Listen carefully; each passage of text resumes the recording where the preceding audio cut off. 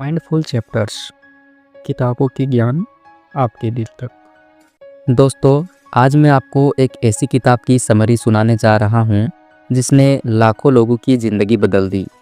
The power of no, यानी अभी की ताकत।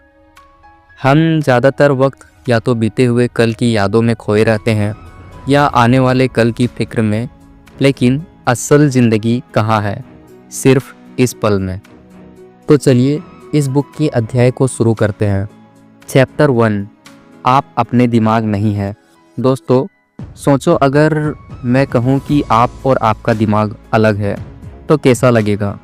दिमाग तो बस एक मशीन है, लेकिन हम उस मशीन को ही खुद समझ बैठते हैं।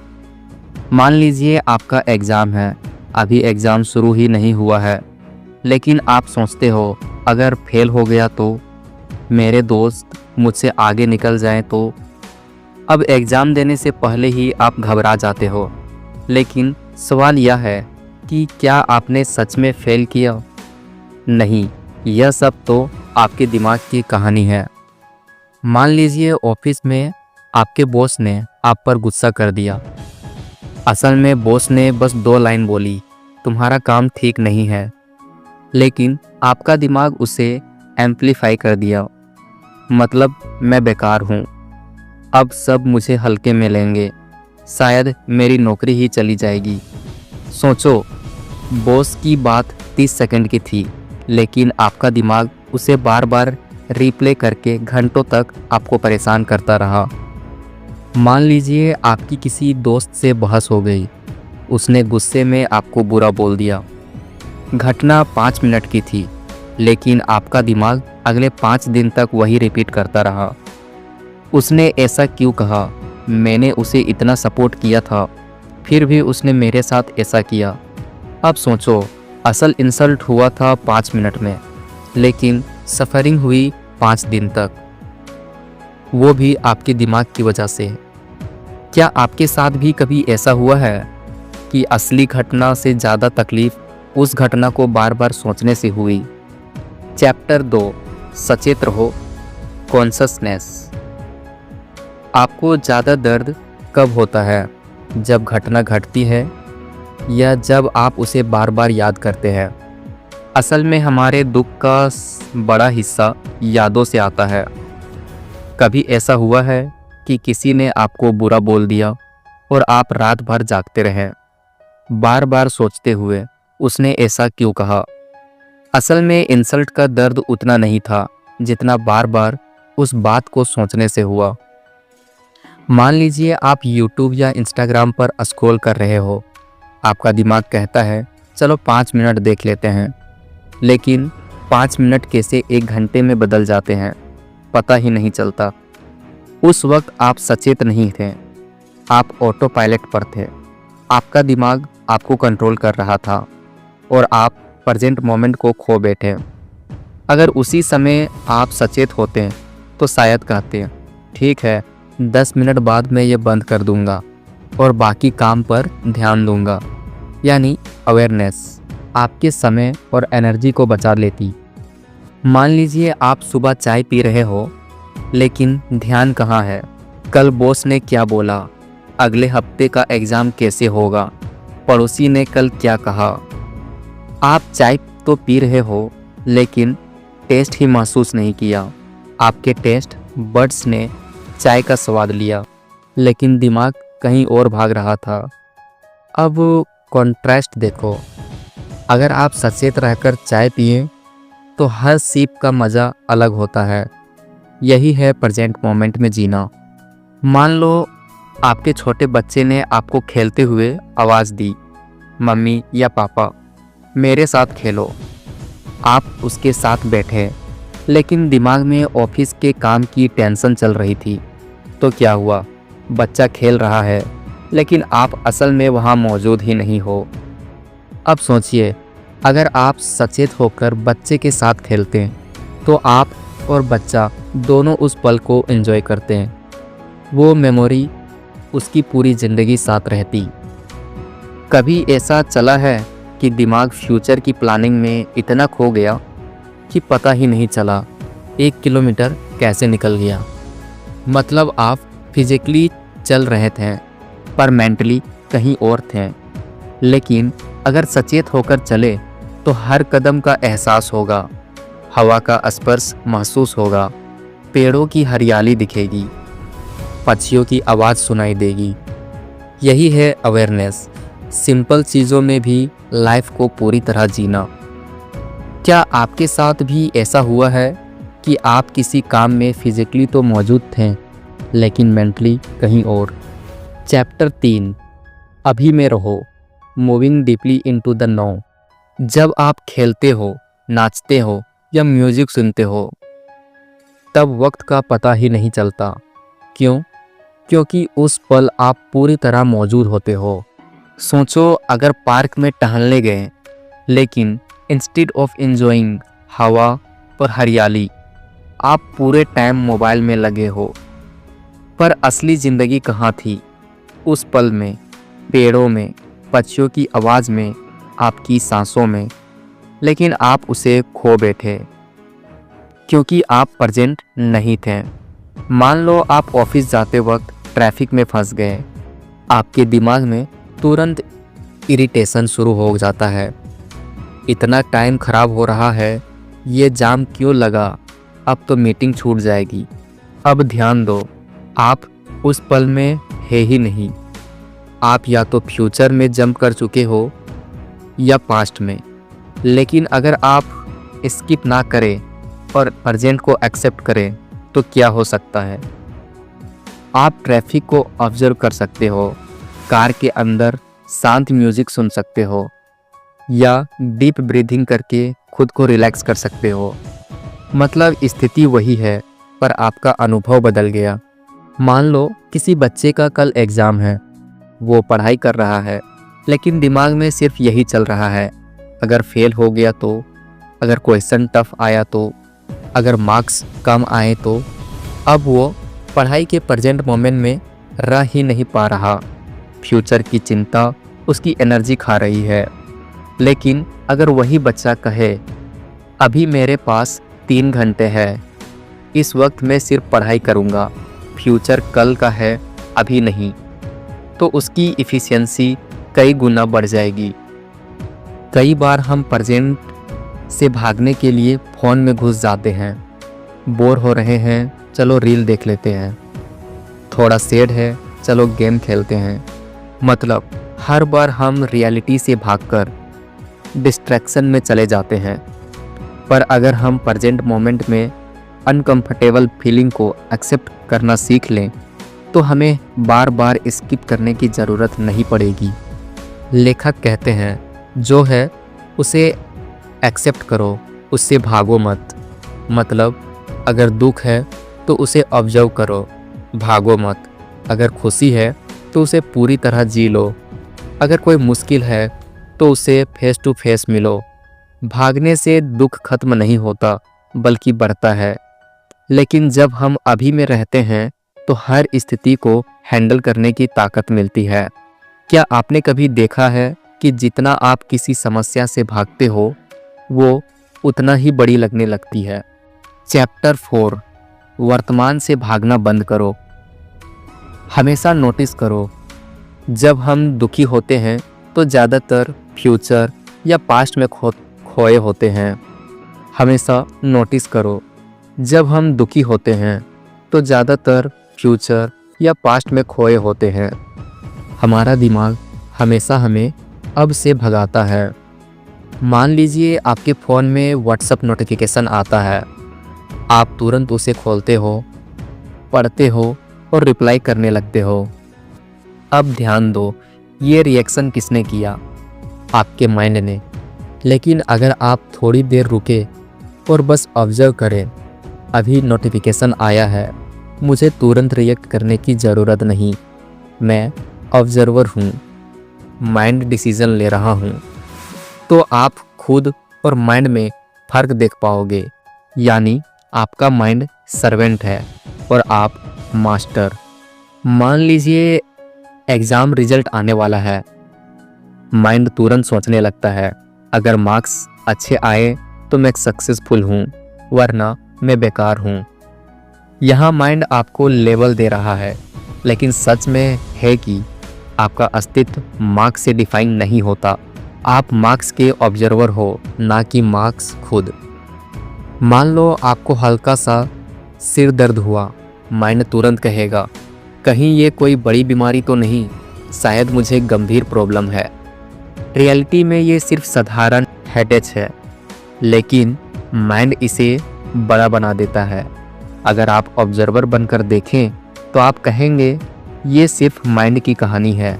सच तो ये है कि अभी हल्का दर्द है और ये ठीक हो जाएगा।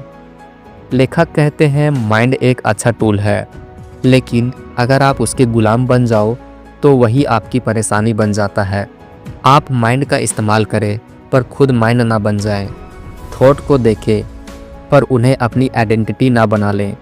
आप ऑब्जर्वर हो, अवेयरनेस हो, कॉन्शसनेस हो। क्या कभी आपने नोटिस किया है कि माइंड बार बार सेम थॉट दोहराता है, जैसे अष्टक रिकॉर्ड। चैप्टर 5 वर्तमान में उपस्थिति।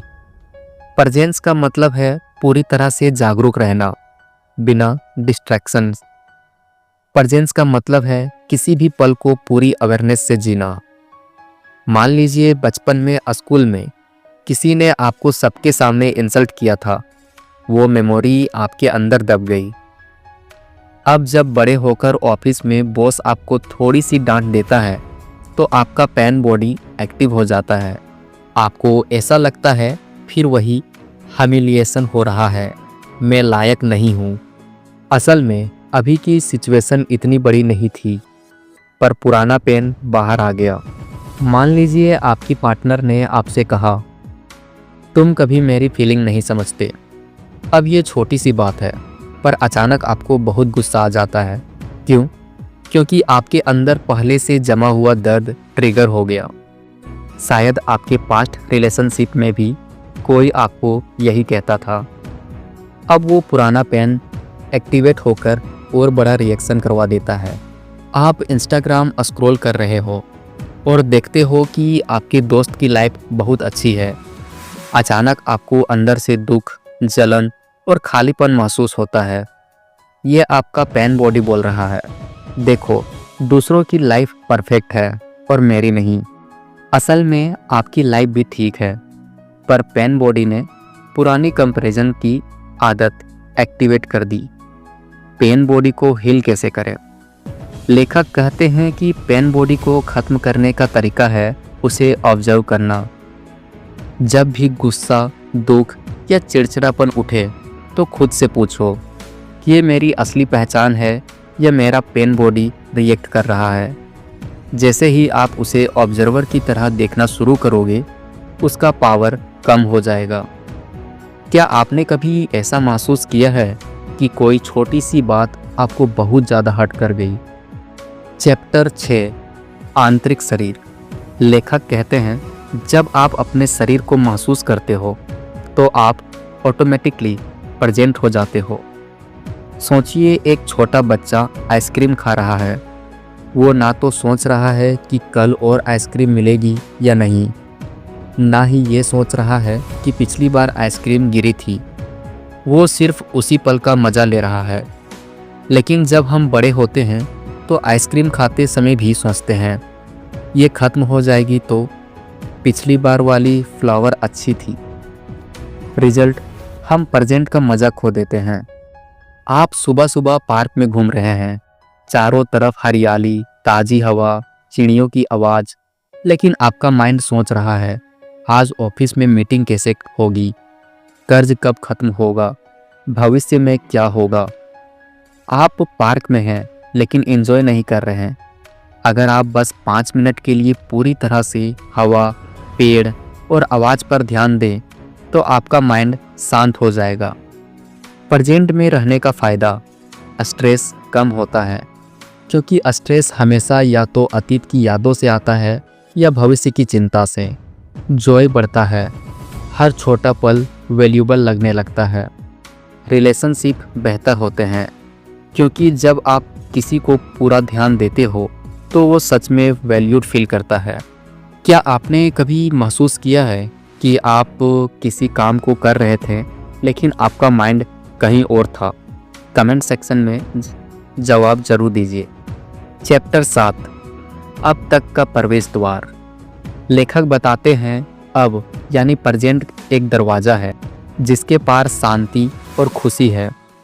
मान लीजिए आपको ऑफिस में एक इम्पोर्टेंट प्रेजेंटेशन देनी है। आपका दिल तेज धड़क रहा है, हाथ पसीने से गीले हो रहे हैं, माइंड में डर है कि लोग क्या सोचेंगे। सॉल्यूशन, 30 सेकंड के लिए आंखें बंद करो और अपनी सांस पर ध्यान दो। फिर अपने चेस्ट और हाथों को भीतर से फील करो।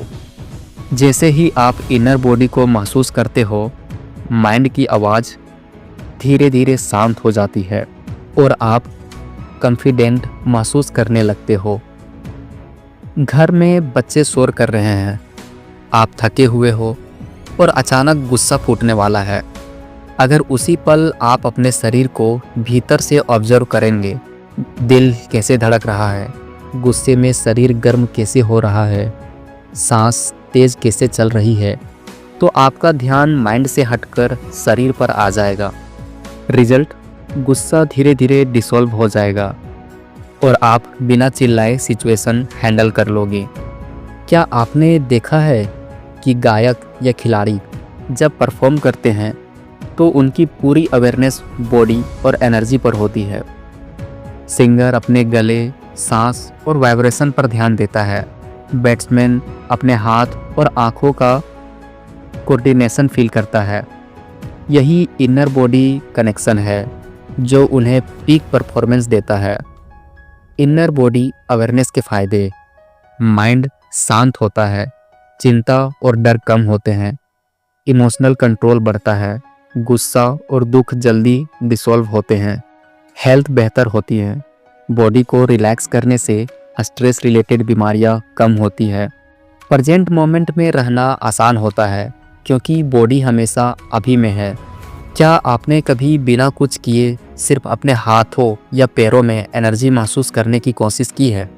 चैप्टर 8 संबंधों में 9 की ताकत। रिश्तों में झगड़े ज़्यादातर पास्ट की यादों और फ्यूचर की चिंता से होती है।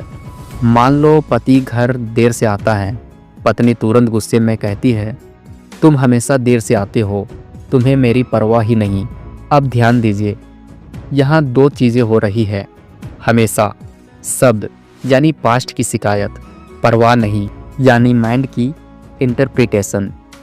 अगर पत्नी उस पल में सिर्फ प्रेजेंट को देखे, अभी वो देर से आया है और मैं अपसेट हूँ, तो वह कह सकती है, मुझे तुम्हारा देर से आना अच्छा नहीं लगता, क्या तुम मुझे पहले से बता सकते हो? रिजल्ट, बिना लड़ाई रिश्ते में कम्युनिकेशन हो जाएगा। अक्सर माता पिता बच्चों से कहते हैं, तुम कभी हमारी सुनते ही नहीं हो, और बच्चे सोचते हैं मेरे पेरेंट्स मुझे समझते ही नहीं। यहाँ दोनों पास्ट एक्सपीरियंस और जजमेंट के ट्रैप में हैं। अगर वे दोनों सिर्फ उस पल में सुनना सीखे तो कम्युनिकेशन आसान हो जाएगा। रियल प्रैक्टिस, जब बच्चा अपनी बात कह रहा हो, पेरेंट्स सिर्फ सुने, बीच में टोके नहीं, और जब पेरेंट्स बोले तो बच्चा फ़ोन साइड में रखे और ध्यान से सुने। रिजल्ट, रिश्ते में प्यार और समझ बढ़ जाएगी। रिलेशनशिप में प्रेजेंट रहने के फ़ायदे, कम झगड़े होंगे क्योंकि आप पुरानी बातें बार बार नहीं दोहराओगे। गहरी अंडरस्टैंडिंग बनेगी जब आप सच में सुनोगे और महसूस करोगे। ईगो डिसॉल्व होगा, कंपैरिजन और ब्लेम कम होंगे, लव और रिस्पेक्ट बढ़ेगा क्योंकि प्रेजेंट में आप पूरी अटेंशन देते हो। क्या आपने कभी ध्यान दिया है कि ज़्यादातर झगड़े पुरानी या बातें या याद करने से होती है? चैप्टर 9 खुशी और दुख से परे शांति। दोस्त, खुशी और दुख दोनों टेम्पररी है। खुशी जब मनचाही चीज़ मिलती है, दुख जब नहीं मिलती, लेकिन दोनों से ऊपर है शांति, और वो शांति तभी मिलती है जब आप पूरी तरह प्रेजेंट होते हो। एक छात्र सोचता है जब एग्ज़ाम ख़त्म होंगे तब चैन से जी पाऊंगा, लेकिन एग्ज़ाम ख़त्म होते ही नए गोल्स सामने आ जाते हैं। अब अच्छे मार्क्स चाहिए, फिर कॉलेज एडमिशन चाहिए, फिर जॉब चाहिए। हैप्पीनेस कभी आती ही नहीं, बस टलती रहती है। अगर स्टूडेंट हर दिन थोड़ी देर प्रेजेंट मोमेंट में ब्रीथ करें, किताबें पढ़ें और प्रोसेस एंजॉय करें, तो उसे रियलाइज़ होगा कि खुशी एग्ज़ाम ख़त्म होने के बाद नहीं, बल्कि पढ़ने के दौरान भी मिल सकती है। एक एम्प्लॉय सोचता है जब प्रमोशन मिलेगा तब खुशी होगी, प्रमोशन मिला, थोड़ी खुशी, फिर चिंता, अब अगला लेवल कैसे पाऊँ, यानी खुशी फ्यूचर की दौड़ में खो गई। लेकिन अगर वही एम्प्लॉय प्रेजेंट में ऑफिस का काम सिंसियरली एंजॉय करे, कलीग से कनेक्ट करे, तो उसे रोज़ सेटिस्फेक्शन मिलेगा, ना सिर्फ प्रमोशन के दिन।